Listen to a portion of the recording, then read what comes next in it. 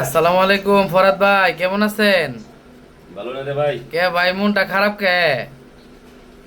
সবাই কয় যে সব বিদেশ জায়গা আপনি যান নাকি এর লেগা। তো এখন আমার প্রশ্ন করছে যে ভাই আপনি বিদেশ যাইতে পারতেছেন না কেন? সবাই চলে যায়, আপনার তো অনেক বছর হয়ে গেল।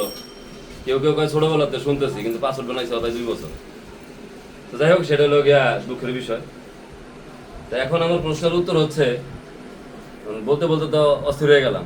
প্রশ্নের উত্তর হচ্ছে যে ভাই, প্লেন নিছি, প্লেনের কাজ কাম চলতেছে, পরে ওই যে রং মিস্ত্রি যে দেখেন পরে নিব। আচ্ছা ভাই, নিয়ে প্লেনটাকে রং করব। আমি বলি, আমরা বা আমি ব্যক্তিগত পক্ষে জানি আপনি বিভিন্ন দালালের কাছে টাকা দিয়ে প্রতারিত হয়েছেন, ঠিক আছে? এবং বর্তমানও বিভিন্ন জায়গায় আপনি টাকা দিয়ে রাখছেন। আসলে কি এটা থেকে কি কোনো সুফল বা ভালো রেজাল্ট কি আপনি আশা করতেছেন দাদা ভাই? অবশ্যই ভালো রেজাল্ট আশা করতেছি। কোনো দালাল তো আপনাকে কোনোদিন বলবেই না যে ভাই আমি আপনাকে নিতে পারবো না। গেলেই বলবো যে ভাই আপনাকে আমি আজকে প্লেন উঠাই দিতেছি। তো দুঃখের বিষয় হচ্ছে, নিয়ে গেছিল ঠিকই, কিন্তু প্লেনটা রেডি ছিল না। তো ওই বিষয়টাই বলতে চিনেছিলাম যে ওই যে রঙের কাজটা বাকি আছে, আর ছোট একটু কাজ আছে কারেন্টের কাজ, ওইটা আমি ফিনিশিং দিব। দেওয়ার পরে একটা ড্রাইভার খুঁজতেছি যে ভালো সাইকেল চালাতে পারে, সে ড্রাইভিংটা করতে পারবে, এরকম একজন ড্রাইভার আমরা খুঁজতেছি। যদিও মানে চাই আমরা তাকে নিব আর কি, তারপর যদি ফ্লাইটটা সম্পূর্ণ হয় আর কি। তো বাংলাদেশের যে দালালরা, তাদের মুখের যে মিষ্টি মিষ্টি কথা, তারা মানে গেলে আপনাকে বলবে যে ভাই, এমন ভাবে আপনাকে জ্ঞান দিবে, বলবে যে ভাই আপনি তো মানে আপনার মনে হবে যে আমার কালকেই ফ্লাইট। 6 মাস পরে খোঁজ দিবেন যে ভাই এই তো আর কয়দিন আর কয়দিন, এদিক দিয়ে কিন্তু বাসায় ধোমড়ায় ফেলাইতেছে যে বিদেশ যাবে না।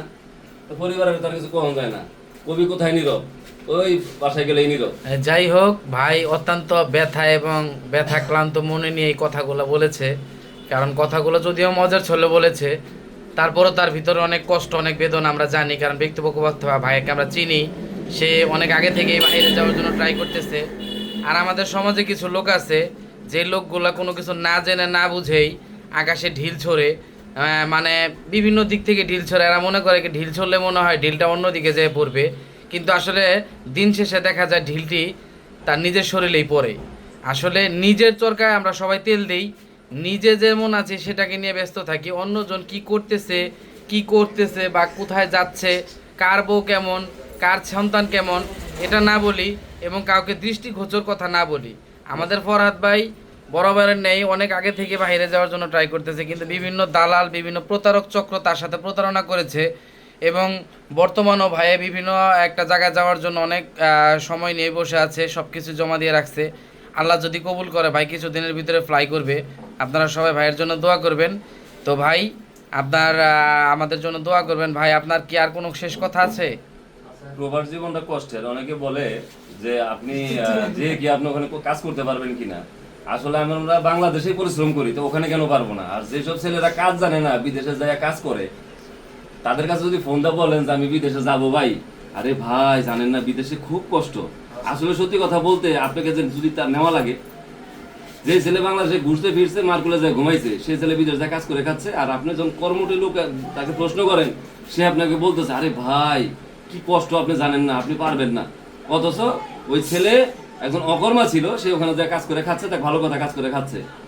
আপনার নেওয়া লাগবে বিদায়, সে বলতেছে সে অনেক পরিশ্রম, আপনি ওখানে যে কাজ করে খেতে পারবেন না।